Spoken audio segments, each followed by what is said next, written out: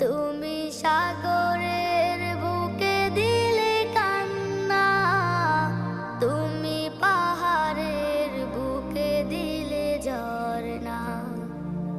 আজও নিশিরাতে রই দূর নীলি। চট্টগ্রামের বাঁশখালীর কালীপুর ইউনিয়ন লিচুবাগান এলাকা থেকে সিএনজি চালক আলী আহমদকে অপহরণ ও রাতভর নির্যাতনের ঘটনায় উত্তাল শ্রমিক সমাজ।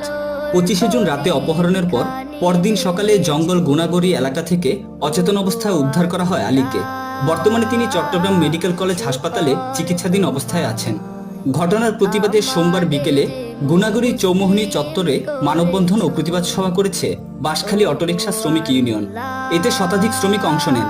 বক্তব্য রাখেন ইউনিয়নের সভাপতি মোহাম্মদ মনসুর, সহসভাপতি মাহমুদুল ইসলাম, সাধারণ সম্পাদক মোহাম্মদ আরিফুল ইসলাম, সাংগঠনিক সম্পাদক হেলাল উদ্দিন, অর্থ সম্পাদক ওহিদুল আলম, ক্রীড়া সম্পাদক